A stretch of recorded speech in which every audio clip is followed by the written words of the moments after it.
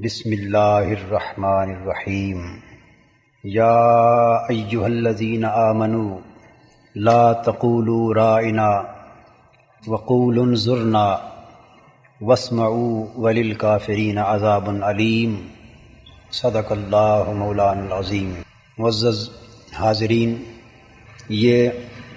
سورہ بقرہ کی آیت نمبر 104 ہے، جس میں باری تعالیٰ اہل ایمان سے خطاب فرما رہے ہیں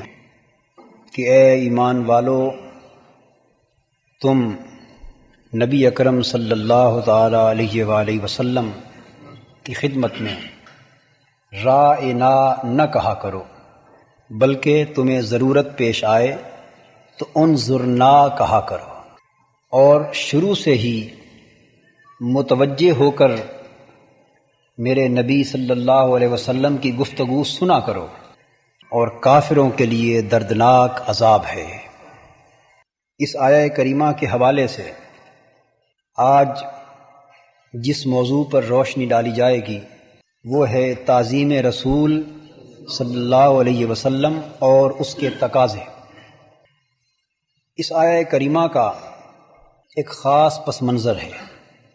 اور شان نزول ہے۔ عہد رسالت مآب میں مسلمانوں کا اور یہودیوں کا اور تمام ان لوگوں کا جو بارگاہ نبوی میں حاضر ہوا کرتے تھے، ان کا یہ معمول تھا کہ جب نبی اکرم صلی اللہ علیہ وسلم کسی موضوع پر گفتگو فرما رہے ہوتے اور وہ لوگ حضور کی گفتگو سن رہے ہوتے تھے، کبھی کبھار ایسا ہوتا کہ حضور کوئی بات ارشاد فرماتے اور حاضرین کسی وجہ سے وہ بات اچھی طرح سمجھ نہ پاتے، اور اس بات کو اچھی طرح سمجھنے کے لیے انہیں حضور کی بارگاہ میں یہ درخواست پیش کرنے کی حاجت ہوتی کہ یا رسول اللہ صلی اللہ علیہ وسلم، ذرا ہماری رعایت فرمائیے، یعنی اپنی بات کو دہرا دیجئے تاکہ ہم پھر سے اسے اچھی طرح سمجھ لیں، ان کلمات کو دوبارہ کہہ دیجئے، ہماری رعایت کرتے ہوئے، ہمارے حال پہ رحم فرماتے ہوئے، تاکہ ہم بات کو اچھی طرح سمجھ پائیں۔ یہ درخواست وہ رائنا کے لفظ کے استعمال کی صورت میں کرتے تھے۔ رائنا رعایت میں سے ہے۔ اس کا ظاہری معنی یہ ہے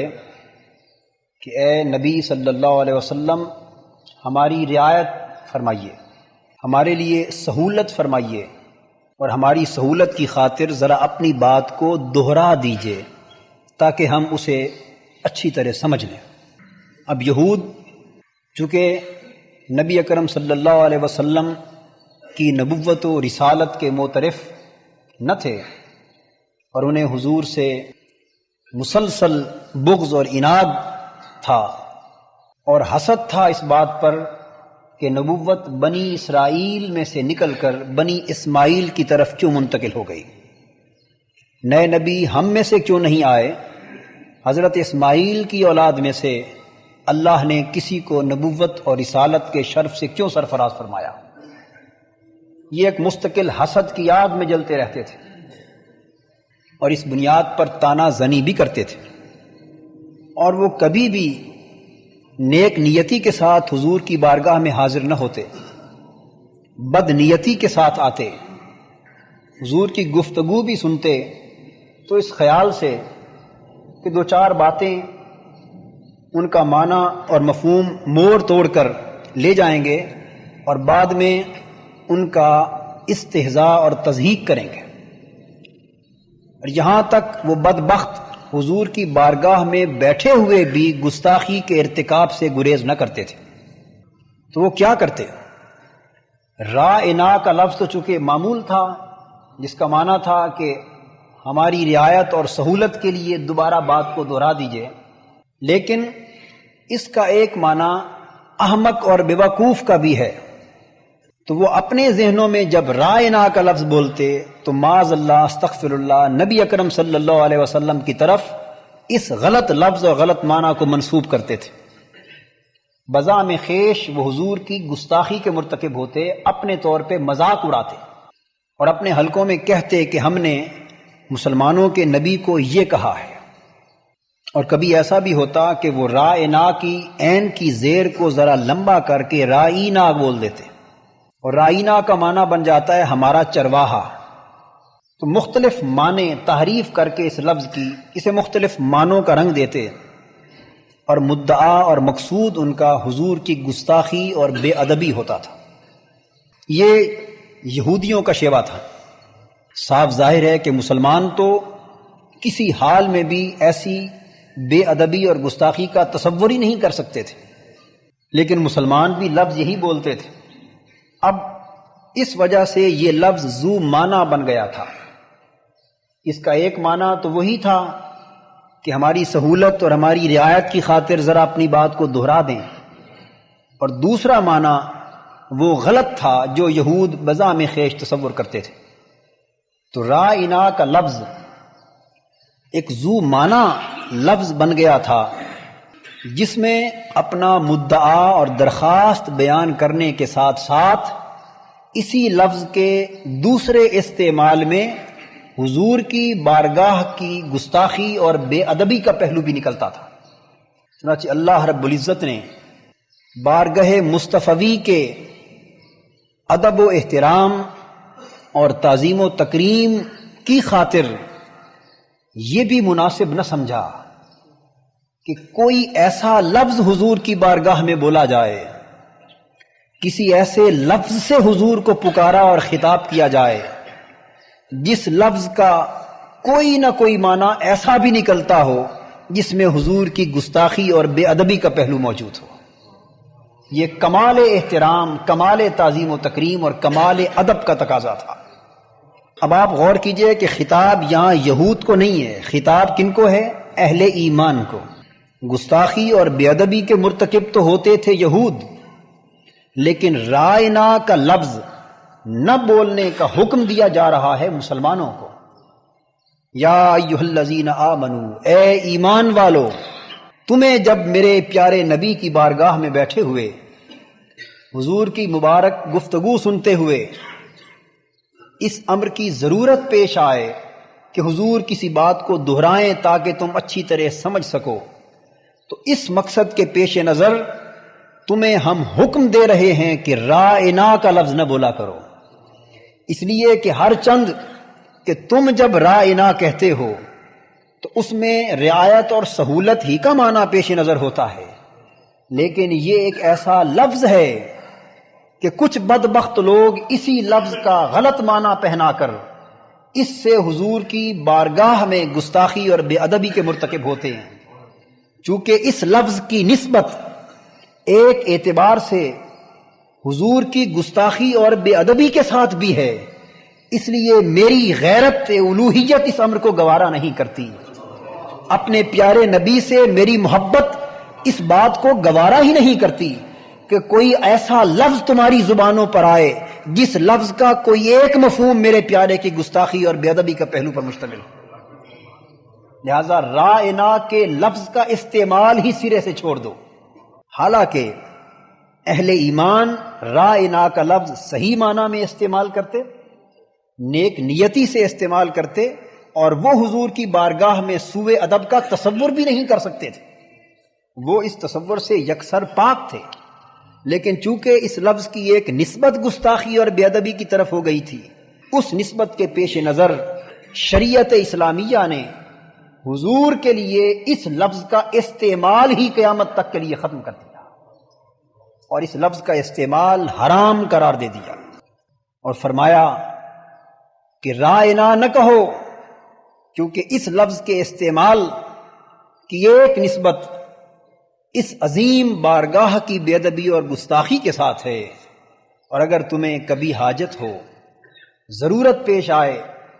یہی درخواست حضور کی بارگاہ میں کرنے کی کہ آقا اس ارشاد کو ذرا ہماری خاطر دہرا دیجئے، اگر یہ ضرورت پیش آئے تو کیا کہا کرو؟ وقول انظرنا۔ اللہ اکبر! خدا کی ذات کس طرح اپنے بندوں کو بارگاہ مصطفی کے ادب کی تعلیم دے رہی ہے۔ حضور کی بارگاہ میں حاضری کا کس طرح سلیقہ سکھایا جا رہا ہے، حضور سے ہم کلام ہونے کا کیا طریقہ بتایا جا رہا ہے، قدم قدم پر ایسی تعلیم دی جا رہی ہے کہ حضور سے ہم کلام ہوتے ہوئے، حضور کی مقدس بارگاہ میں حاضر ہوتے ہوئے ایک قدم بھی ایسا نہ اٹھے جو حضور کی جلالت اور عظمت شان کے منافی ہو۔ تو خدا کی ذات تعلیم دے رہی ہے اپنے بندوں کو کہ رائنا نہ کہو، بلکہ اگر ایسی بات کہنے کی ضرورت ہو تو کیا کہو، انظرنا، اور اس کا معنی ہے آقا ہمارے حال پہ نظر رحمت فرمائیے،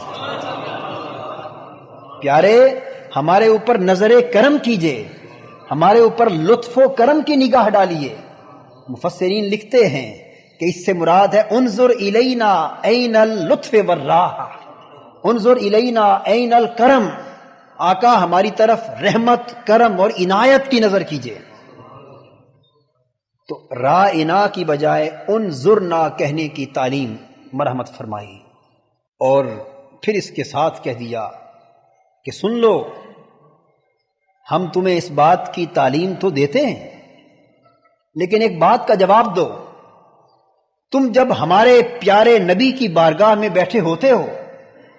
تو آخر تمہیں یہ ضرورت ہی کیوں پیش آتی ہے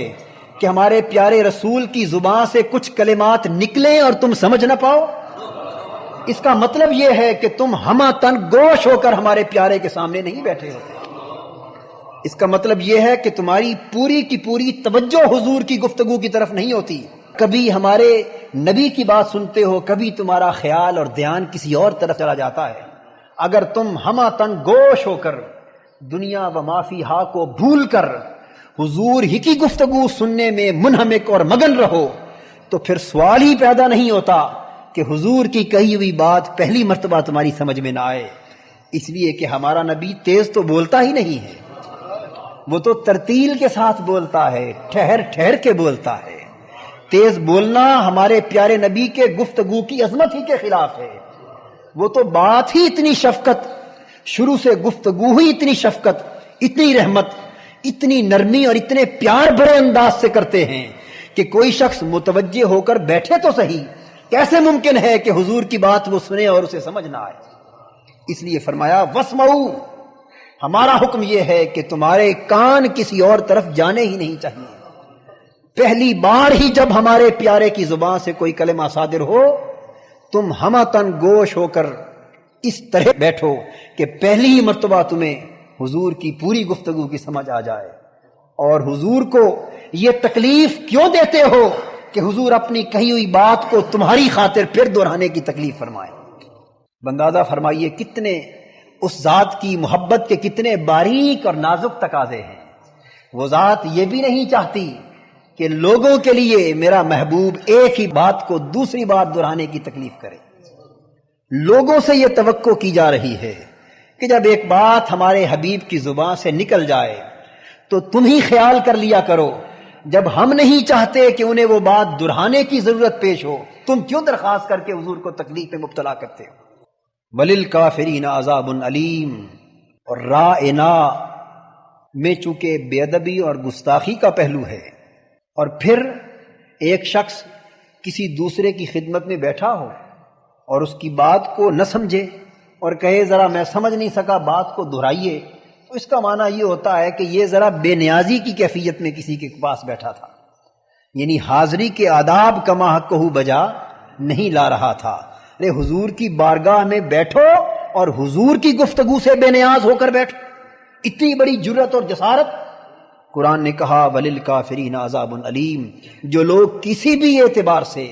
ہمارے نبی کی بارگاہ میں گستاخی اور بے ادبی کے مرتکب ہوتے ہیں یا کوئی ایسا کلمہ اپنی زبان پر لاتے ہیں جو حضور کی شان کی تنقیص پر مشتمل ہوتا ہے، وہ لوگ ہماری نظر میں کافر ہیں۔ اور سن لو کہ کافروں کے لیے بڑا دردناک عذاب تیار کیا گیا ہے۔ قرآن حکیم کی اس آیہ کریمہ کا منتہائے بیان ہے یہ لفظ، یعنی پہلے بے ادبی اور گستاخی سے روکا گیا، پھر حضور کی بارگاہ میں بیٹھنے اور گفتگو سننے کے آداب سکھائے گئے، اور یہ سکھا کر بتایا گیا کہ سن لو کہیں حضور کی گستاخی اور بے ادبی کو کوئی معمولی سی بات نہ سمجھ بیٹھنا، کوئی ادنا سی لغزش نہ سمجھ بیٹھنا، اسے صغیرہ یا کبیرہ گناہوں کی بات نہ سمجھ بیٹھنا کہ آدمی صغیرہ یا کبیرہ گناہ کا مرتکب ہو کر، فعل حرام کا مرتکب ہو کر فاسق فاجر ہو جاتا ہے لیکن کوئی بات نہیں، کافر تو نہیں ہوتا۔ نہیں نہیں، ایسی غلط فہمی کا شکار نہ ہونا۔ میرے پیارے کی بارگاہ میں ادنا سی گستاخی اور بے ادبی، اس کو ہم نہ فسق جانتے ہیں نہ حرام جانتے ہیں، بلکہ سرے سے ہم اس کو کفر سمجھتے ہیں۔ حضور کی بارگاہ میں ادنا سی بے ادبی اور گستاخی کا مرتکب ہونا براہ راست کفر کا مرتکب ہونا ہے، اور ایسے کافروں کے لیے ہم نے دردناک عذاب تیار کر رکھا ہے۔ تو گویا قرآن حکیم نے بے ادبی اور گستاخی کی ایک مثال دے کر تعریف بھی واضح فرما دی، اور بارگاہ مصطفی میں بیٹھنے اور گفتگو سننے کے آداب بھی تعلیم فرما دیے، اور حضور کی گستاخی اور بے ادبی کی شرعی حیثیت کیا ہے اس کا بھی تعین فرما دیا کہ وہ کفر ہے، کسی اعتبار سے بھی اسے کفر سے نیچے کسی درجے کی چیز نہ سمجھا جائے۔ حاضرین محترم، یہ تو اس آیت کریمہ کا لفظی مفہوم تھا۔ اب سوال یہ پیدا ہوتا ہے کہ خدا کی ذات اپنے کلام پاک میں اپنے نبی صلی اللہ علیہ وسلم کی تعظیم و تکریم اور ادب و احترام کے تقاضے اور آداب کا ذکر کیوں کرتی، اور اگر کرتی ہے تو کیا اس ذات نے خود قرآن میں حضور کی بارگاہ میں حاضر ہونے کے مثبت آداب کی بھی تعلیم دی ہے کہ لوگ اس کے مطابق اس بارگاہ میں حاضر ہوں؟ یعنی قرآن چونکہ ایک مکمل ضابطۂ حیات ہے، ایمان اور اسلام کے تمام بنیادی ضوابط اور شرائط اور قواعد قرآن میں مندرج ہیں، بیان کر دیے گئے ہیں، اور حضور کی بارگاہ میں حاضر ہونے سے بڑھ کر بھی کوئی بنیادی عمل ہوگا؟ وہ عمل جس عمل کو ایک لمحہ کے لیے کیا جائے کہ ایمان کی نظر حضور کے چہرے انور پہ پڑ جائے اور ایک لمحہ بھر کی حاضری حضور کی بارگاہ کی نصیب ہو جائے، تو وہ شخص صحابیت کے اس عرفہ اور اعلیٰ مقام پہ فائز ہو جاتا ہے کہ دنیا بھر کے کتب اور غوث بھی اس کے پاؤں کی گرد کو نہیں چھو سکتے۔ اتنی عظمت ہے ایک نگاہ ایمان کی حضور کے چہرے پہ ڈالنے کی، اور ایک لمحہ بھر کے لیے حضور کا کلمہ گو ہوتے ہوئے حضور کی بارگاہ میں حاضری کی یہ عظمت ہے۔ تو اگر اتنی عظیم چیز ہے اور جس کے آداب کے خلاف ایک معمولی سا معاملہ بھی ہو جائے تو خدا کی ذات اسے کفر گردانتی ہے، تو سوال یہ پیدا ہوتا ہے کہ اسلام میں رسالت مآب صلی اللہ علیہ وسلم کی تعظیم و تکریم کی حیثیت کیا ہے، اور اس تعظیم و تکریم کے آداب اور تقاضے کیا ہیں؟ جب ہم قرآن پاک کے مختلف مقامات پہ نظر ڈالتے ہیں تو ہمیں پتہ چلتا ہے کہ نبی اکرم صلی اللہ علیہ وسلم پر ایمان لانا یعنی مسلمانوں کے لیے ایمان بالرسالت 4 اجزاء کا مجموعہ ہے۔ ایمان بالرسالت کتنے اجزاء کا مجموعہ ہے؟ 4 اجزاء کا مجموعہ ہے۔ وہ 4 جز پورے ہوں تو پھر ایمان بالرسالت مکمل ہوتا ہے۔ ان میں سے کوئی ایک جز بھی کم رہ جائے تو ایمان بالرسالت یا تو ثابت ہی نہیں ہوتا، اور اگر ثابت ہوتا ہے تو نامکمل اور ناقص رہتا ہے۔ اور وہ 4 اجزاء کیا ہیں؟ حضور کی محبت، حضور کی تعظیم و تکریم، حضور کے مشن کی مدد و نصرت، اور حضور کی اطاعت و اتباع۔ یہ 4 اجزاء ہیں۔ ان کو سمجھنا اس لیے ضروری ہے کہ بدقسمتی سے عوام الناس کی سطح پر اہل علم باعمل لوگوں اور خواص کی بات نہیں کر رہا، بدقسمتی سے عوام الناس کی سطح پر ہم نے ان 4 تقاضوں کو 2 میں تقسیم کر کے حضور کی امت کو 2 گروہوں میں بانٹ دیا ہے۔ کچھ لوگ وہ ہیں جو صرف محبت اور تعظیم ہی کو ایمان کا کل سمجھتے ہیں اور اس کے سوا اور کسی تقاضے کو ضروری عملاً نہیں سمجھتے، اور کچھ لوگ وہ ہیں جو حضور کی محبت اور تعظیم کو اس قدر ضروری نہیں جانتے، مشن کی مدد اور اتباع اور اطاعت ہی کو سارے ایمان کا کل سمجھتے ہیں۔ یہ ایک غلط فہمی ہے جس کا ازالہ اس قرآنی تصور کو سمجھنے سے ضروری۔ قرآن حکیم میں ارشاد فرمایا گیا فالذین آمنوا بہ وعزروہ ونصروہ واتبعوا النور الذی انزل معہ اولئک ھم المفلحون۔ نبی اکرم صلی اللہ علیہ وسلم کا بڑے بسیط انداز میں تعارف کرایا جا رہا ہے۔ یہ بتایا جا رہا ہے کہ یہ رسول اور یہ نبی، یہ امی، یہ وہ ذات ہے جس کے اوصاف، جس کے محامد و محاسن تورات میں بھی لکھے تھے، انجیل میں بھی لکھے تھے، پچھلی تمام کتابوں میں اس کے حسن و جمال کا چرچا چلا رہا تھا، اور یہ اچھائیوں کا حکم دینے والا، برائیوں سے روکنے والا، حرام کرنے والا بری چیزوں کو اور اچھی چیزوں کو حلال کرنے والا، اور یہ انسانیت کو بوجھوں سے نجات دلانے والا، اور غلامی اور محکومی کی زنجیروں میں جکڑی ہوئی آدمیت کو آزاد کرانے والا، یہ انسانیت پہ احسان عظیم کرنے والا رسول محمد عربی صلی اللہ تعالی علیہ وسلم، اس کے ساتھ تمہیں کس قسم کا تعلق استوار کرنا چاہیے؟ اس عظیم ہستی کے ساتھ سن لو، وہ تعلق 4 اجزاء پر مشتمل ہو۔ فالذین آمنوا بہ، وہ لوگ جو نبی صلی اللہ علیہ وسلم پر ایمان لاتے ہیں، جو حضور پر ایمان لاتے، وعزروہ، اور پھر ایمان کے ساتھ واو عاطفہ کے ساتھ الگ الگ ایک ایک چیز کا حکم دیا جا رہا ہے۔ جو حضور پر ایمان لاتے ہیں، اور یہاں ابھی عرض کرتا ہوں ایمان سے مراد یہ ہے کہ جو اپنے دل میں اس عظیم پیکر نبوت اور رسالت کی ذات کے ساتھ محبت اور عشق رکھتے ہیں، جو لوگ اس رسول کے ساتھ محبت رکھتے ہیں، وعزروہ، اور پھر محبت کا تقاضا پورا کرتے ہوئے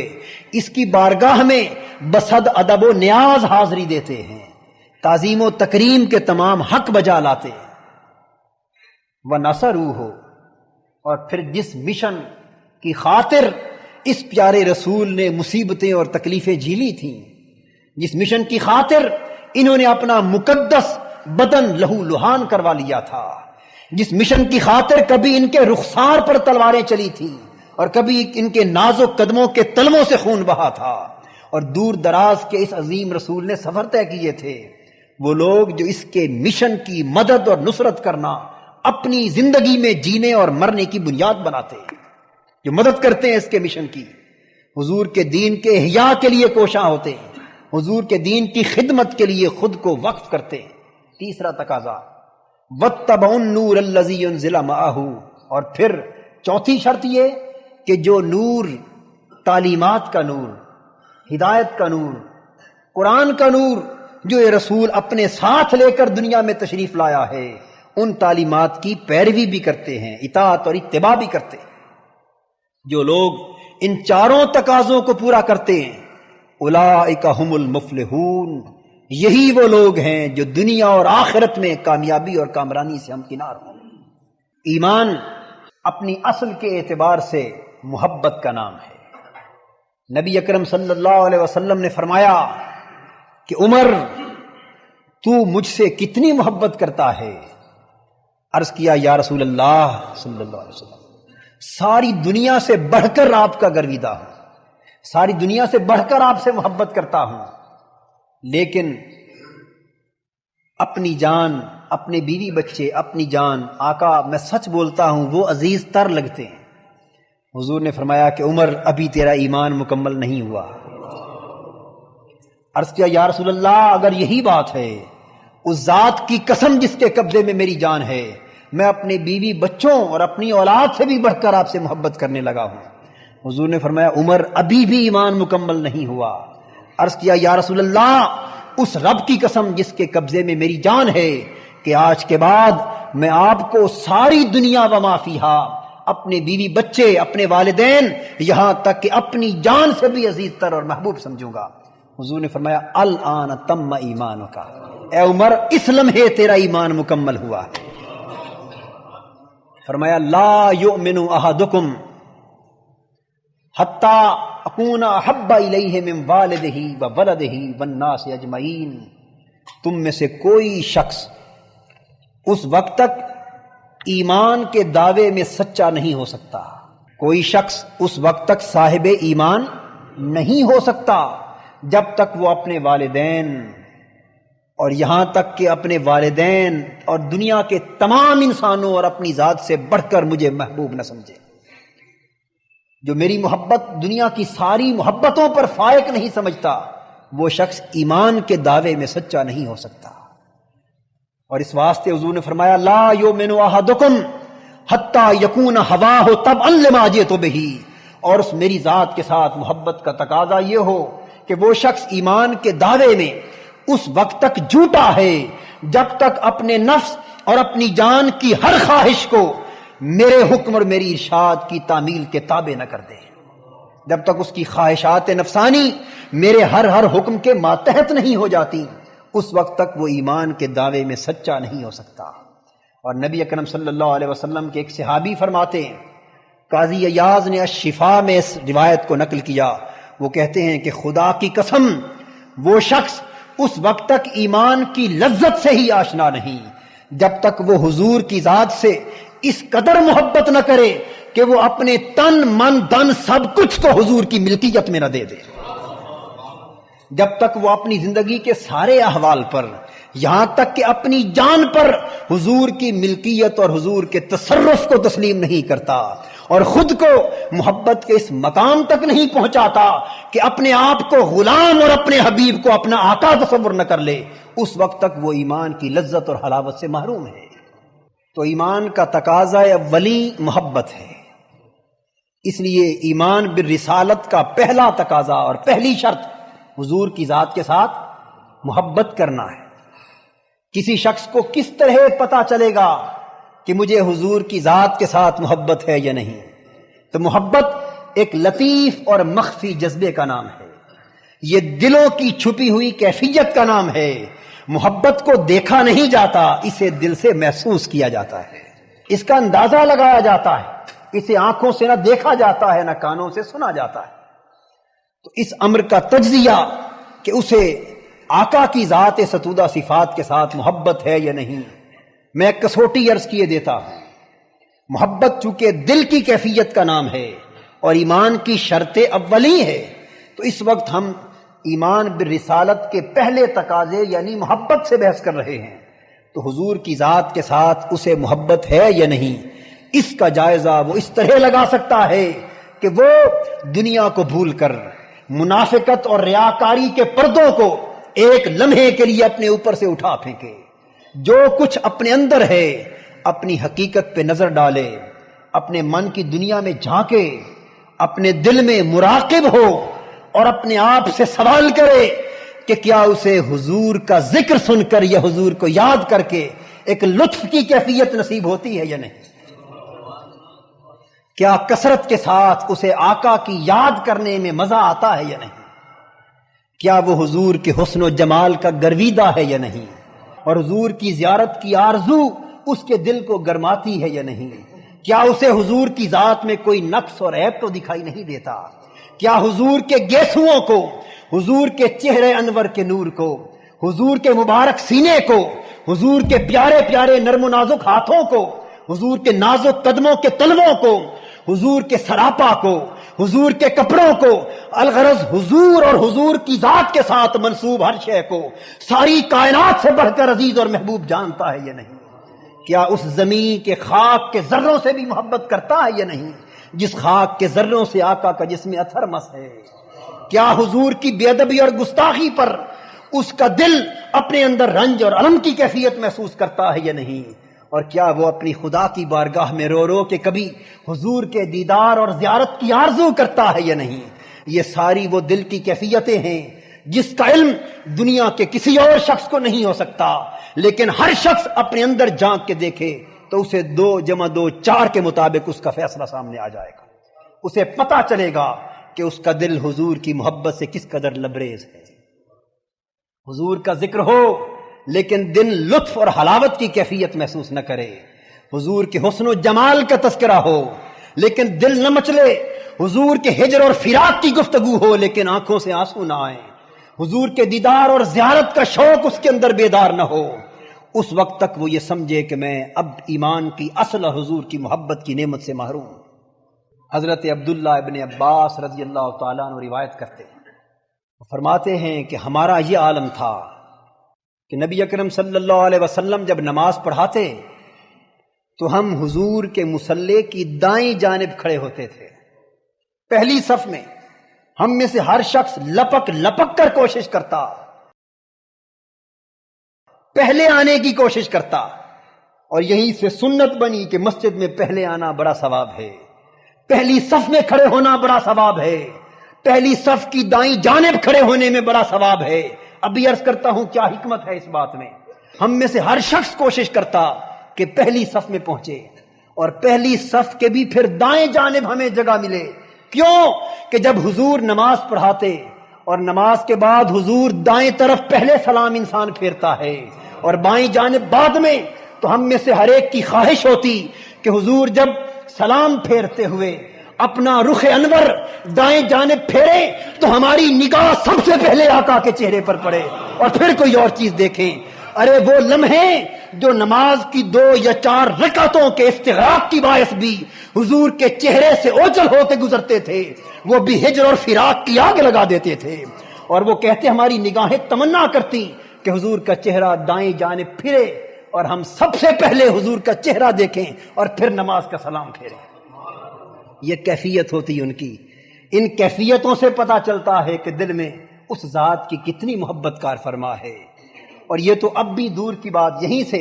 اب نہ حضور کی ذات ہمارے سامنے ہوتی ہے امامت کے لیے، اور نہ امام کو اس اعتبار سے اس ذات کے رخ انور سے کوئی نسبت ہے، لیکن اس کے باوجود چونکہ یہ ایک ادا تھی پہلی صف میں دائیں جانب حضور کے رخ انور کے دیدار کے لیے کھڑے ہونے کی تمنا کرنا، بس اس ادا کو بھی شریعت نے پسند کر لیا۔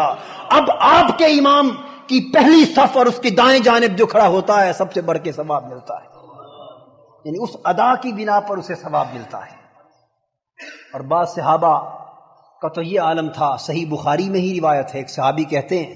کہ میں نماز کے دوران پہلی صف کی دائیں جانب کھڑا ہوتا، حضور قرات کرتے رہتے، لوگ نماز میں مگن رہتے، اور میں اپنا چہرہ پھیر کے پوری نماز میں حضور کے چہرے انور کو دیکھتا رہتا۔ ارے کتنا عشق اور کتنا محبت تھی ان لوگوں کی، وارفتگی قلب کا عالم کیا تھا۔ وہ نماز کی حالت میں بھی حضور کے چہرے کو تکنا اپنی نماز کا کمال تصور کرتے تھے۔ تو یہ محبت کی کیفیت ہے۔ اس کے بعد اگلا درجہ ہے وَتُعَزِّرُوهُ۔ ایک اور مقام پر ارشاد فرمایا گیا یا ایھا النبی انا ارسلناک شاہدا ومبشرا ونذیرا لتؤمنوا باللہ ورسولہ وتعزروہ وتوقروہ۔ اے نبی، ہم نے آپ کو گواہ اور شاہد مشاہدہ کرنے والا بنا کے بھیجا، خوشخبری سنانے والا بنا کے بھیجا، اور عذاب آخرت کا ڈر سنانے والا بنا کے بھیجا، تاکہ لوگ اللہ پر اور اس کے رسول پر ایمان لائیں اور ان کی تعظیم کریں اور ان کے ادب و احترام کا حق بجا لائیں۔ تو یہاں اس آیہ کریمہ میں وَتُعَزِّرُوهُ وَتُوَقِّرُوهُ ہو یہ واحد کی ضمیر ہے، اور اس سے پہلے ذکر لِتُؤْمِنُوا بِاللَّهِ وَرَسُولِهِ کا ہو رہا ہے، ذکر اللہ اور اس کے رسول دو کا ہو رہا ہے، لیکن تعظیم اور تکریم کے لیے ضمیر واحد کی استعمال کی جا رہی ہے، جس سے یہ بتانا مقصود ہے کہ حضور کی تعظیم اور حضور کی تکریم وہ خدا کی تعظیم و تکریم سے جدا کوئی شے نہیں، حضور کی تعظیم ہی خدا کی تعظیم ہے، اور حضور کی تکریم و توقیر کا حق ادا کرنا ہی خدا کی توقیر کا حق ادا کرنا ہے۔ اس غلط فہمی میں مبتلا نہ ہونا کہ خدا کی تعظیم کچھ اور بات ہے اور رسول کی تعظیم و توقیر کچھ اور بات ہے۔ یہی وجہ ہے کہ نماز خدا کی تعظیم کی نہایت ہے، خدا کی تعظیم کی انتہا ہے، اور نماز جو سراپا خدا کی تعظیم ہے، اس حالت میں بھی حضور کی تعظیم اور محبت کے باعث حضور کے چہرے کو تکتے رہنا یہ سنت صحابہ ہے۔ اس لیے کہ خدا اور رسول کی تعظیمیں دونوں ایک ہی چیز کے دو نام ہیں۔ مشکات شریف میں حضرت سعید بن معلہ سے روایت ہے، فرماتے ہیں کہ میں نماز پڑھ رہا تھا، نبی اکرم صلی اللہ علیہ وسلم نے کسی ذاتی کام سے مجھے آواز دی، بلایا سعید، میں نے آواز سن لی، لیکن چونکہ نماز میں تھا میں نے تیزی سے اپنی نماز کو مکمل کیا، جلد مکمل کر کے سلام پھیر کے حضور کی بارگاہ میں پہنچا۔ عرض کی آقا کیا حکم ہے؟ میرے حضور نے مجھے فرمایا کہ کیا بات ہے، میرے بلانے پر تم نے دیر کر دی۔ عرض کیا یا رسول اللہ صلی اللہ علیہ وسلم، میں خدا کی نماز ادا کر رہا تھا، نماز پڑھ رہا تھا، اس لیے حضور کی بارگاہ میں حاضر ہونے میں کچھ دیر ہو گئی۔ میرے آقا نے فرمایا کہ کیا تو نے قرآن میں خدا کا یہ حکم نہیں پڑھا کہ استجیبوا للہ وللرسول اذا دعاکم، جب خدا اور خدا کا رسول تمہیں بلائے تو ایک لمحہ بھر کی تاخیر کیے بغیر حضور کی بارگاہ میں حاضر ہو جایا کرو۔ تو تم پر فرض تھا کہ نماز کو اسی جگہ چھوڑ کر میری بارگاہ میں آ جاتے۔ اس پر فقہا نے یہ بیان کیا۔ ملا علی قاری علیہ رحمت علامہ قاضی بیضاوی کے حوالے سے فرماتے ہیں حضور کے اس حکم کا معنی یہ تھا کہ نماز کی حالت میں بھی حضور کے ذاتی کام میں مشغول ہونا یا حضور کی تعظیم بجا لانا نماز کو باطل نہیں کرتا، نماز کو نہیں توڑتا، کیونکہ نماز خدا اور مصطفیٰ سے مشغول ہونے کا نام ہے، نماز خدا اور اس کے حبیب سے ہم کلام ہونے کا نام ہے۔ تو جب نماز کی اصل روح ہی خدا اور اس کے رسول سے مشغول ہونے کا نام ہوا تو پھر حضور کے بلانے پر اگر نماز چھوڑ کے بھی چلا جائے تو نماز نہیں ٹوٹتی۔ اور مسئلہ یہ مستنبط کیا کہ حضور کے بلانے پر اگر کوئی صحابی نماز چھوڑ کے جائے، حضور کے کسی ذاتی کام میں مصروف ہو، جتنا وقت لگ جائے حضور کے حکم کی تعمیل میں، وہ سارا کام کرنے کے بعد جب لوٹ کے آئے تو نماز کو وہیں سے شروع کرے جہاں سے چھوڑ کے گیا تھا۔ نماز نہیں ٹوٹی اور سجدہ سہو کی بھی ضرورت نہیں ہے، اس لیے کہ جو لمحے اس نے نماز سے باہر صرف کیے وہ بھی حقیقت میں نماز ہی کے اندر تھے، وہ لمحے بھی حقیقت میں نماز ہی کے اندر تھے۔ کیوں کہ حضور کی تعظیم و توقیر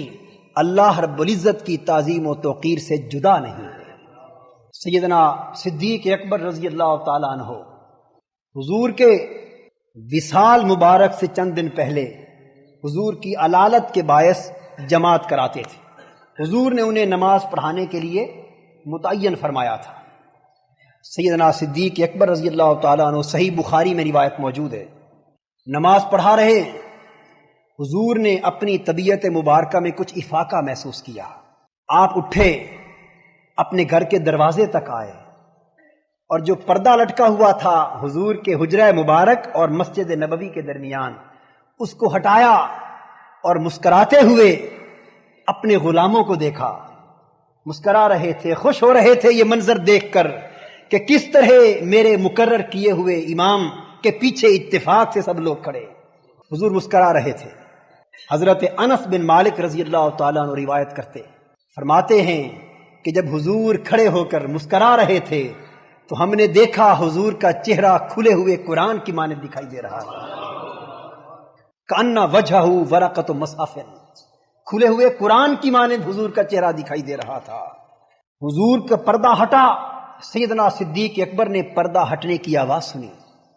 حالت نماز میں جماعت ہو رہی ہے۔ انہوں نے سمجھا کہ شاید حضور کی طبیعت اب کچھ بہتر ہے اور نماز میں شامل ہونے کے لیے باہر تشریف لا رہے ہیں۔ سیدنا صدیق اکبر نے اسی وقت مصلی چھوڑ کر پہلی صف پہ ہٹ جانا چاہا، پیچھے ہٹے کہ آقا تشریف لا رہے ہیں، اب جماعت وہی کرائیں گے۔ اور صحابہ کہتے ہیں فہممنا ان نفتتنا من الفرح برؤیت النبی صلی اللہ علیہ وسلم فاشار الینا النبی ان اتموا صلاتکم وارخى الستر، اور ہم نے حضور کے چہرہ انور کو دیکھا، حضور کے چہرہ انور کو تک رہے تھے، اور 2 دن گزر گئے تھے حضور کی علالت کے باعث حضور کے دیدار سے ہماری آنکھیں ترس گئی تھی۔ حضور علیل تھے، نماز کے لیے باہر تشریف نہ لائے تھے، آنکھیں حضور کے دیدار کو ترس گئی تھیں۔ 2-3 دنوں کے بعد آج چمکتا ہوا چہرہ، یہ نورانی مکھڑا، یہ پیکر حسن و جمال جب یہ پردہ ہٹا کے باہر آیا تو صحابہ کو اس قبلہ رخ کھڑے ہونا بھول گیا اور حضور کے چہرے انور کی طرف تک کر حضور کے دیدار فرت آثار میں مگن ہو گئے۔ اور صحابہ کہتے ہیں کہ قریب تھا کہ ہم حضور کے دیدار کی خوشی میں اپنی نمازیں توڑ دیں۔ اور جب نبی اکرم صلی اللہ علیہ وسلم، دیکھیے، یعنی نماز صحابہ کی ہے اور نماز صحابہ کی ہو،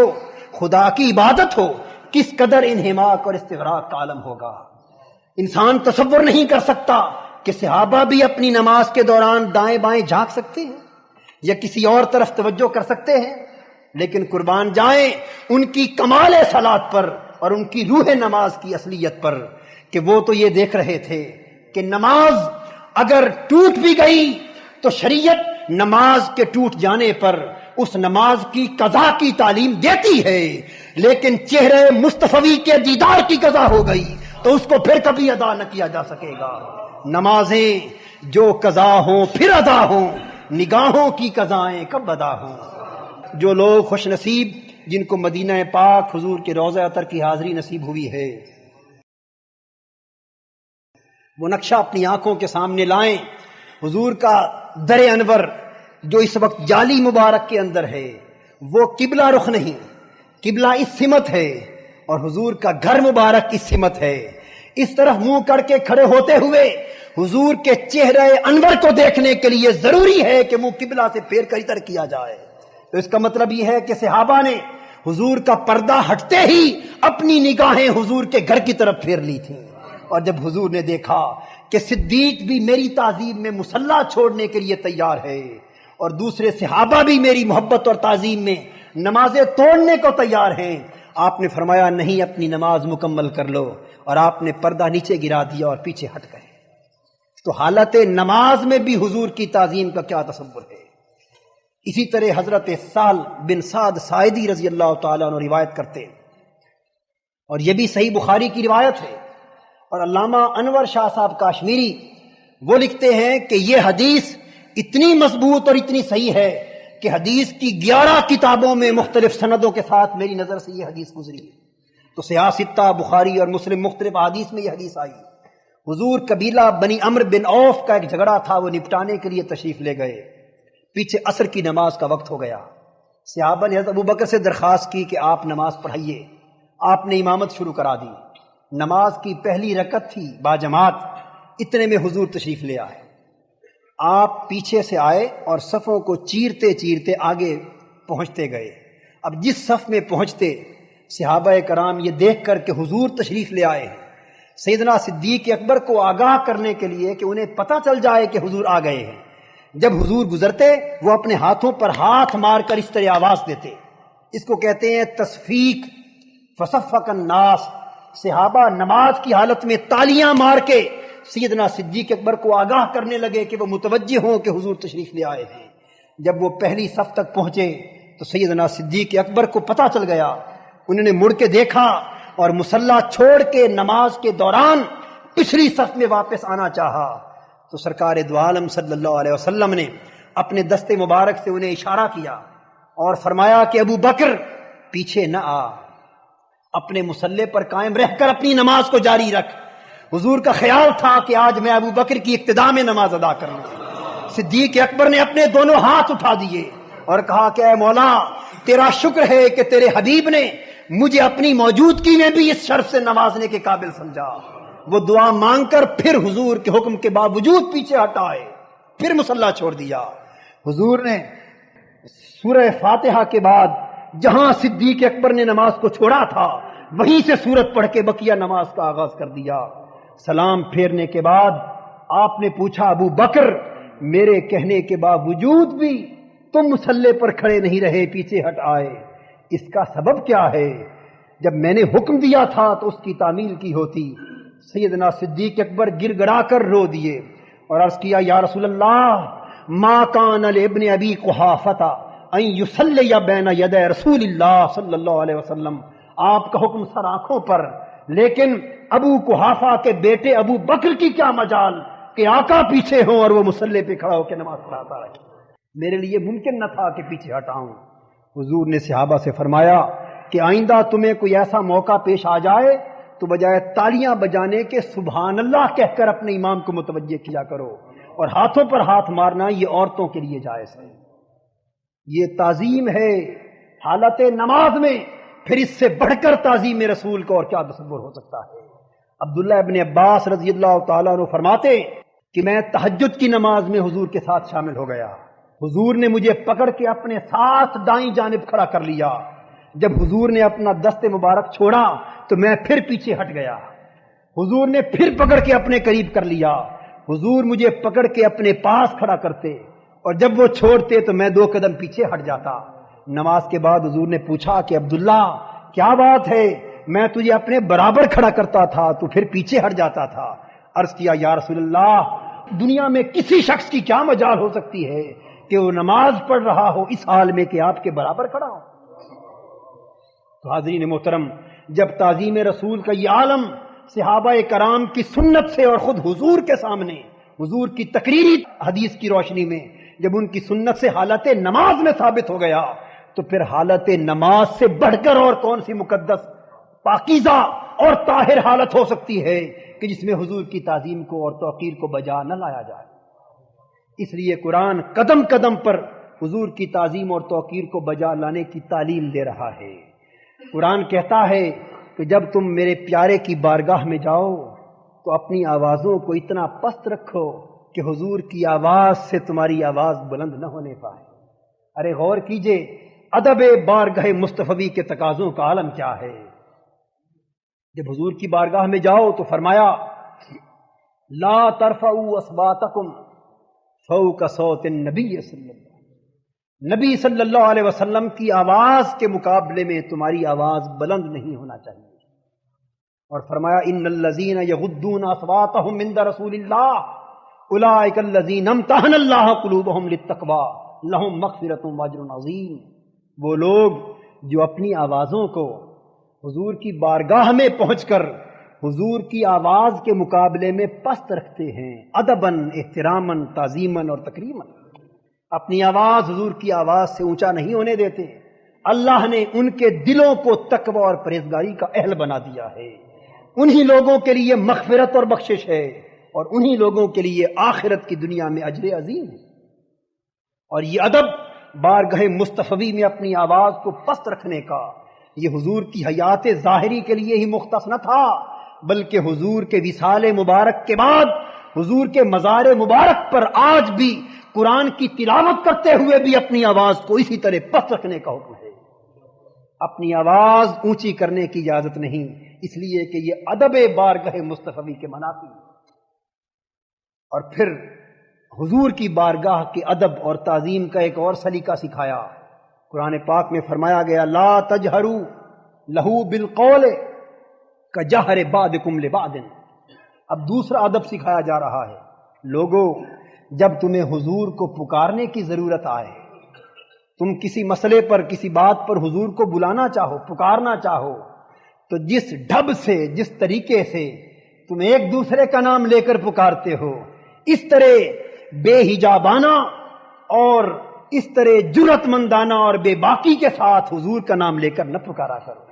حضور کو پکارنے کا انداز تمہارے آپس میں ایک دوسرے کو پکارنے سے جدا ہونا چاہیے۔ ایک اور مقام پر ارشاد فرمایا لا تجعلوا دعاء الرسول بینکم کدعاء بعضکم بعضا، کہ جب تم حضور کو بلانا چاہو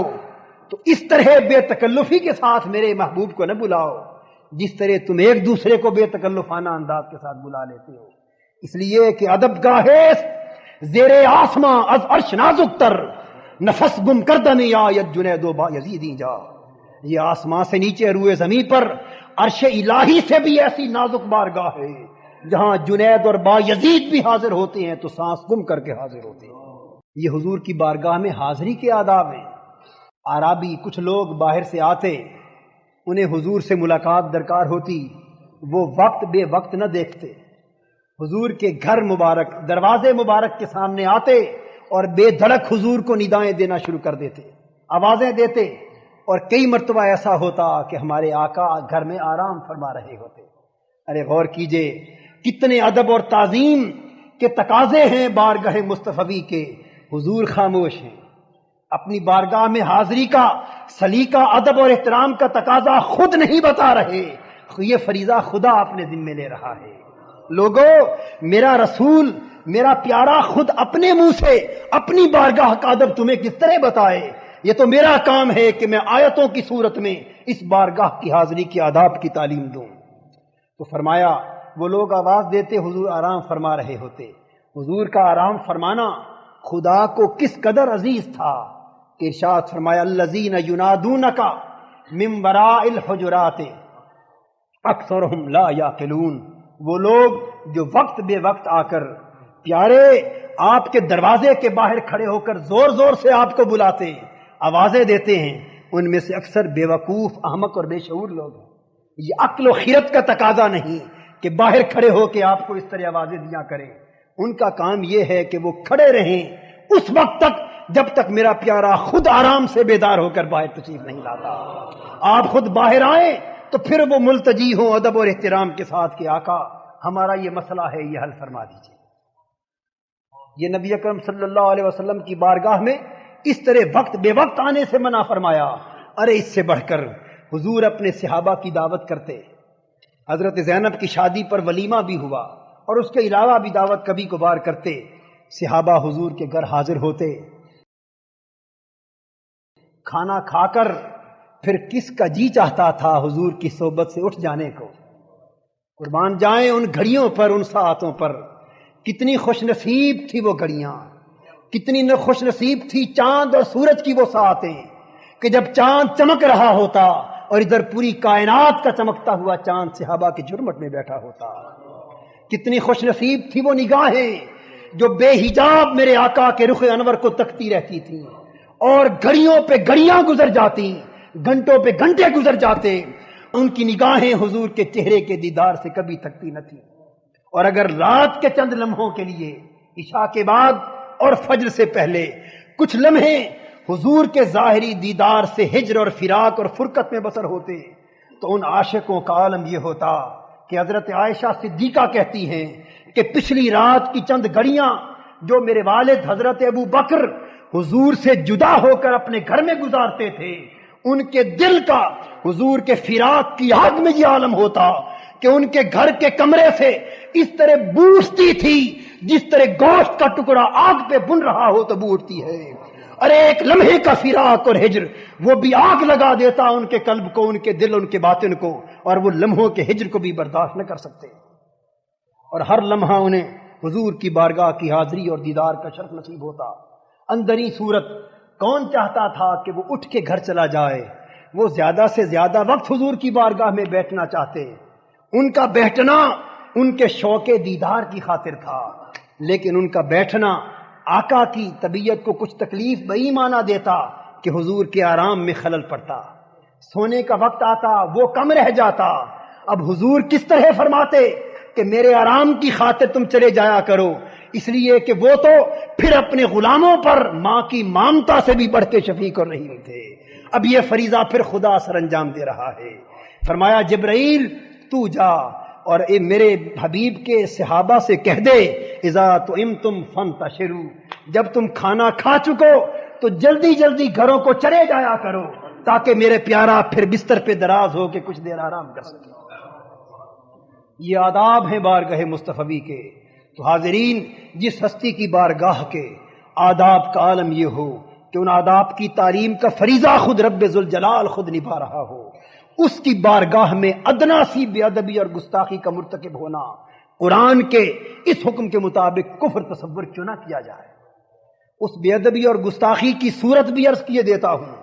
علماء و محدثین نے مثالیں دے کر اس مسئلے کو سمجھانے کی کوشش کی ہے کہ آپ کے ذہن نشین ہو جائے کہ کتنی ادنا سی بات بھی حضور کی بارگاہ میں خدا کے ہاں گستاخی اور بے ادبی تصور ہوتی ہے۔ فتاوی عالمگیری اور جامع الفصولین میں علماء اور محققین نے، اور الصارم المسلول میں، اور شفا قاضی ایاز میں، اور شرح الشفا میں، اور رد المحتار امام شامی کی علی حاذ القیاس، اور زرقانی اور مواہب اللدنیہ متعدد کتب میں علماء، محدثین اور فقہا نے مختلف طریقوں سے تصریح کر کے اس بات کو واضح کیا ہے کہ نبی اکرم صلی اللہ علیہ وسلم کی بارگاہ کی بے ادبی اور گستاخی کیا ہے۔ فرماتے ہیں کہ اگر کوئی شخص حضور کے منہ مبارک کا ذکر کر رہا ہو، حضور کی ریش مبارک یا سر انور کے کسی پیارے بال کا ذکر کر رہا ہو، اور حضور کے بال کا ذکر بھی بے ادبی اور حقارت سے لے دے، تو اسلام میں اسی وقت وہ شخص کافر ہو جاتا ہے۔ خدا کی ذات حضور کے منہ مبارک کا ذکر بھی بے ادبی کے ساتھ کیا جانا گوارا نہیں کرتی، اور انہی فقہ کی اور فتاوی کی کتابوں میں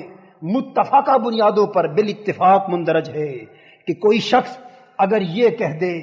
کہ نبی اکرم صلی اللہ علیہ وسلم کے کپڑے میلے کچیلے ہوتے تھے، اس بات سے بھی حقارت چپکے تو وہ شخص حضور کے کپڑوں کو میلا کچیلا کہہ کر بھی کافر ہو جاتا۔ کوئی کہہ دے کہ حضور کے ناخن بڑے ہوئے ہوتے تھے، کوئی کہہ دے حضور کی چادر میلی کچیلی تھی، کوئی کہہ دے حضور کی عبا مبارک میلی کچیلی تھی، تو کپڑوں کی بے ادبی اور گستاخی بھی کفر کا باعث ہوتی ہے۔ یہاں تک کہ متفقہ بنیاد پر علماء اور محدثین نے کہا کہ اگر ایک شخص ایک مجلس میں یہ کہے کہ حضور کو فلاں چیز بہت پسند تھی، سبزیوں میں کدو حضور کو بہت پسند تھا، کوئی شخص کہے کہ حضور کدو کو بہت پسند کرتے تھے، اور دوسرا شخص یہ سن کر یہ کہہ دے کہ میں تو کدو کو ناپسند کرتا ہوں، امام ابو یوسف امام اعظم کے شاگرد فرماتے ہیں کہ اتنے کلمے سے وہ شخص کافر ہو جائے گا۔ ظالم، تو نے سن لیا کہ ہمارے آقا کو کدو پسند تھا، اب حضور کی ادنا سی پسند جس کا تعلق کھانے سے ہے، اس سے بھی تو اپنی ناپسند کا ذکر کر رہا ہے، تو حضور کی پسند کے مقابلے میں اپنی پسند اور ناپسند کا ذکر کرنے والا ہے کون؟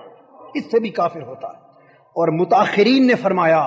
اگر بنیت حقارت کہے تو کافر ہو جائے گا، بلکہ علماء نے تو کہا کہ ادنا سی گستاخی اور بے ادبی کا مرتکب شخص بسا اوقات مرتد اور واجب القتل بھی ہو جاتا ہے۔ یہاں تک کہ فقہا نے تصریح کی ہے کہ کوئی شخص اگر یہ کہے کہ حضور کھانا اس طرح تناول فرمایا کرتے تھے اور کھانا کھاتے ہوئے اپنی 3 مبارک انگلیوں کو چاٹتے بھی تھے، تو حضور کے کھانے کا طریقہ کوئی شخص بیان کرے اور کوئی نام نہاد تہذیب حاضر کا کوئی شخص سن کر یہ کہے کہ کھانے کا یہ طریقہ تو اچھا نہیں ہے، تو صرف اس طریقے کو اچھا نہ کہنے سے فقہا کے نزدیک متفقہ بنیاد پر وہ کافر ہو جاتا ہے۔ اس لیے کہ جو شے میرے آقا کی نظر میں پسند ہو گئی، اس پسندیدہ شے کو ناپسند کہنے والا شخص دائرہ اسلام میں داخل رہ ہی نہیں سکتا۔ اور علماء محدثین اور فقہا نے یہاں تک کہا کہ کوئی شخص حضور کو درویش کہہ دے، یعنی غریب اور مسکین کہہ دے، اور یہ کہے کہ یہ جو فاقے آتے تھے اس لیے کہ حضور کو عمدہ چیزیں کھانے کی میسر نہ تھیں، اگر زیادہ وسائل ہوتے تو حضور اعلیٰ چیزیں کھاتے، یہ فقر اضطراری اور مجبوری کا تھا، اختیاری نہ تھا، تو علماء کہتے ہیں کہ اتنی بات کہنے سے بھی وہ شخص دائرہ اسلام سے خارج ہے، مرتد اور واجب القتل ہے۔ حاضرین محترم، یہ چند مثالیں میں نے آپ کے سامنے پیش کی۔ کوئی شخص یہ کہے کہ فلاں معاملے میں جس طرح میں جاہل ہوں حضور بھی نہیں جانتے تھے، فقہا بالاتفاق کہتے ہیں کہ حضور کی طرف اس قسم کی لا علمی اور ناواقفیت کی نسبت کرنے والا شخص کافر ہے۔ حاضرین محترم، یہ علماء احناف، مالکی، شافعی، حنبلی اور تمام فقہا، محدثین اور ائمہ کی تصریحات میں نے آپ کے سامنے حدیث پاک کے بعد عرض کی، اس تصور کو واضح کرنے کے لیے کہ ایک امتی ہونے کی حیثیت سے آپ اپنے پیارے آقا کے ساتھ کیا نازک رشتہ ہے اس کا احساس ہونا چاہیے۔ کہیں بھول کر بھی اس نازک رشتے کا احساس آپ کی آنکھوں سے اوجھل نہ ہونے پائے،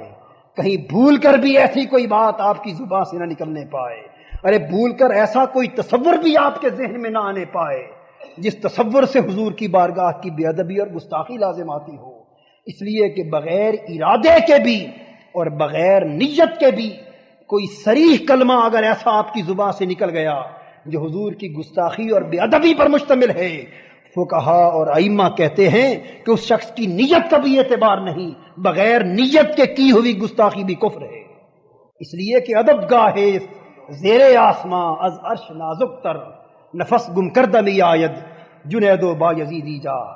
اس لیے اللہ رب العزت اس لفظ کو رد فرما رہے ہیں جو لفظ مومنوں اپنی ایمان کی دولت کو بچانا چاہتے ہو۔ ایک معمولی سی بے ادبی اور گستاخی بھی تمہارے ایمان کے خرمن کو جلا دے گی، تمہاری دولت ایمان کو غارت کر دے گی، تمہاری ساری کی ساری ایمان کی متاع لٹ جائے گی۔ اس لیے کہ بے ادبی کا نتیجہ کیا ہوتا ہے؟ ان تحبط اعمالکم وانتم لا تشعرون۔ حضور کی ادنا بے ادبی اور گستاخی ہو گئی تو زندگی بھر کے تمہارے نیک اعمال ضبط اور غارت کر دیے گئے، اور تمہیں پتہ بھی نہ ہوگا کہ میرے اعمال میرے کھاتے میں ابھی موجود ہیں یا ختم ہو گئے۔ اور وَأَنْتُمْ لَا تَشْعُرُونَ کا فلسفہ کیا ہے؟ اس لیے کہ اگر انسان کو پتہ چل جائے کہ میرا عمل میرے پلے میں نہیں رہا، میں بے عمل اور گناہگار ہو گیا ہوں، تو پھر وہ نادم و شرمندہ ہو کر توبہ کر لیتا ہے خدا کی بارگاہ میں. اور خدا کی ذات کا یہ کہنا مقصود ہے کہ میرے نبی کی گستاخی اور بے ادبی ایسا کبھی جرم ہے کہ ایسے مجرم کو میں توبہ کا موقع ہی فراہم نہیں کرنا چاہتا. اس لیے اگر بے ادبی ہو گئی بارگاہ مصطفی کی تو تمہاری زندگی کی ساری نیکیاں غارت گئیں، ہر عمل تباہ ہو گیا، اور ایسا تباہ ہوا کہ تمہیں اپنے عمل اور تمہاری قسمت کی تباہی کا علم ہی نہ ہوگا. جب پتہ ہی نہ چلے گا تو تم بدستور خود کو زاہد، عابد اور نیکوکار تصور کرتے رہو گے. جب اپنی خطا پر مطلع نہ ہوگے تو توبہ کا موقع ہی نہ ملے گا. تو بے ادبی اور گستاخی بارگاہ مصطفی کی ایسی بدقسمتی ہے، ایسا جرم ہے کہ اس سے دنیا بھی تباہ اور آخرت بھی تباہ، اور ایسی تباہ کہ اس پر توبہ کا موقع ہی قدرت عطا نہیں کرتی. اس لیے اللہ رب العزت نے اہل ایمان سے خطاب کرتے ہوئے کہا، اور یہ بھی اس ذات کا کرم ہے کہ جب وہ اپنے نبی کے امتیوں کو پکارتا ہے تو اے ایمان والو کہہ کے پکارتا ہے. عبداللہ ابن عباس رضی اللہ تعالیٰ عنہ فرماتے ہیں کہ قرآن میں حضور کی امت کو خدا نے 88 مقامات پر اے ایمان والو کہہ کے پکارا ہے. حضرت موسیٰ کی امت کو کبھی بھی ایسے نہیں پکارا تھا. ان کو پکارتے تو تورات میں یا ایھا المساکین کہا جاتا، اے مسافروں، اے غریبوں، اے مسکینوں. انہیں اس طرح بلایا جاتا جس طرح غیروں کو بلایا جاتا ہے. لیکن اپنے پیارے کی پیاری امت کو بلایا تو ہمیشہ اے ایمان والو کہہ کے بلایا، تاکہ اجنبیت اور غیریت کا کوئی تصور بھی ذہنوں میں نہ آئے پائے. فرمایا کہ اے ایمان والو، چونکہ تم میرے نبی آخر الزماں کی امت ہو، اس نسبت سے میں تم سے بھی محبت کرتا ہوں، اور میری محبت کا یہ تقاضا ہے کہ میں تمہیں اس راز سے آگاہ کر دوں کہ اگر تم نے اس خطا کا ارتکاب کیا تو تباہ و برباد ہو جاؤ گے. اور وہ راز کیا ہے؟ لا تقولوا رائنا. ایسا کلمہ اپنی زبان پر کبھی نہ لاؤ جس کلمے کا دور سے بھی گستاخی اور بے ادبی کے ساتھ تعلق ہو. اگر حضور کو بلانا چاہو تو اس طرح لجاجت کے ساتھ، اس طرح عجز و نیاز کے ساتھ، اس طرح تواضع اور انکساری کے ساتھ بلاؤ کہ آقا ہم غریبوں کے حال پہ نظر کرم کیجئے، ہمارے اوپر رحمت کی نظر کیجئے، اور ہماری سہولت کی خاطر یہ بات پھر سے سمجھا دیجئے. اتنے ادب کے ساتھ بولو، اور پھر سن لو کہ ایسا کہنا بھی اجازت ہے لیکن مجبوری کی حالت میں. اور بہتر یہ ہے، ایمان کا کمال یہ ہے کہ ہمتن گوش ہو کر اس طرح بیٹھا کرو کہ حضور کو دوبارہ بات کہلوانے کی تکلیف بھی نہ دے سکو. اور ایک ہی بار جب حضور کچھ کہہ دیں تو تم سن لو. اگر حضور کے اپنے جی میں آئے وہ عذرہ شفقت، عذرہ محبت اپنی بات کو 3 بار بھی دوہرا دے تو یہ ان کا کرم ہے، لیکن تمہاری درخواست نہیں ہونی چاہیے کہ آقا دوہرا دے. وَلِلْكَافِرِينَ عَذَابٌ علیم. اور جو لوگ اس مقدس بارگاہ کی بے ادبی اور گستاخی کے مرتکب ہوتے ہیں وہ ہماری نظر میں کافر قرار پاتے ہیں، اور پھر ایسے کافر قرار پاتے ہیں کہ ان کافروں کے لیے ہم نے دردناک عذاب تیار کر رکھا ہے. حاضرین محترم، یہ وہ بنیاد تھی بارگاہ رسالت مآب صلی اللہ علیہ وسلم کے آداب کی، اور حضور پر ایمان لانے کے تقاضوں میں سے محبت اور تعظیم و تکریم کے دوسرے تقاضے کی، جس کا ذکر اس آیہ کریمہ کے حوالے سے آج ہو سکا. ایمان برسالت کے باقی 2 تقاضے، حضور کے مشن کی مدد اور نصرت کرنا، اور حضور کی سنت اور شریعت کی اطاعت اور اتباع کرنا، یہ ایمان کے باقی 2 تقاضے. ان تقاضوں کو پورا کیے بغیر بھی ایمان کبھی بھی مکمل نہیں ہوتا. لیکن وقت چونکہ ختم ہو گیا اس لیے ان تقاضوں پہ آج گفتگو نہیں ہو سکی. کسی اور موقع پہ انشاءاللہ ان پر تفصیل کے ساتھ شرح و بسط کے ساتھ روشنی ڈالوں گا. لیکن کلمہ آخر کے طور پر صرف اتنی بات ذہن نشین کر لیجئے کہ ہم نے بدقسمتی سے محبت اور تعظیم کو جدا اور اطاعت و اتباع کو جدا بنا کر حضور کی امت کو جو 2 گروہوں میں بانٹ دیا ہے، یہ بہت بڑی بدقسمتی ہے. یاد رکھیے کہ محبت ایمان کی اصل ہے، تعظیم ایمان کی اصل ہے. لیکن اتباع اور مشن مصطفی کی مدد و نصرت یہ ایمان کا کمال ہے۔ اگر حضور کی اطاعت اور اتباع نہیں تو محبت کا دعویٰ کرنا ہی ناقص ہے۔ محبت اور ایمان ہی کبھی کامل نہیں ہو سکتا۔ ایمان اور محبت کا کمال حضور کی شریعت اور حضور کی سنت کی اطاعت اور اتباع میں مضمر ہے۔ تو اطاعت کے بغیر محبت ناقص رہتی ہے، لیکن اس کے برعکس اگر اتباع کا دعویٰ ہو، اطاعت کا دعویٰ ہو، لیکن دل محبت رسول سے خالی ہو تو ایمان سرے سے وجود ہی نہیں پاتا۔ دونوں میں فرق یہ ہے کہ محبت دل میں حضور کی ذات سے تھی لیکن اطاعت اور اتباع نہ تھی تو ایمان تو ثابت ہو گیا لیکن ایمان ناقص رہا، ایمان کامل نہ ہو سکا۔ لیکن اس کے برعکس اگر ظاہر میں اطاعت اور اتباع کو تو اپنایا لیکن دل محبت اور عشق کی کیفیت اور لذت سے آشنا نہ ہوا تو پھر کمال ایمان تو درکنار، ایمان کی اصل ہی ثابت نہ ہو سکی۔ تو حضور کی محبت نہ ہو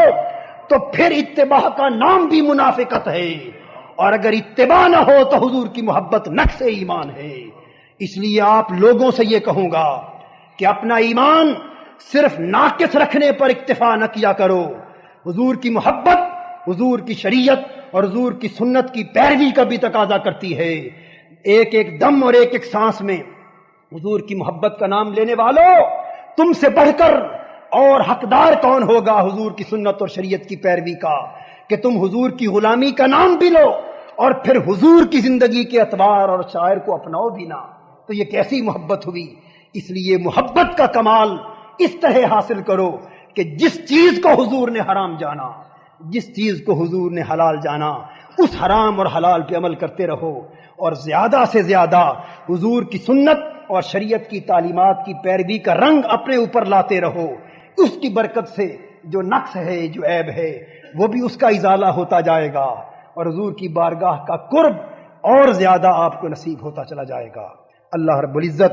ہمیں ایمان بالرسالت کے ان تمام تقاضوں کو پورا کرنے کی توفیق عطا فرمائے۔ وما علینا الا البلاغ۔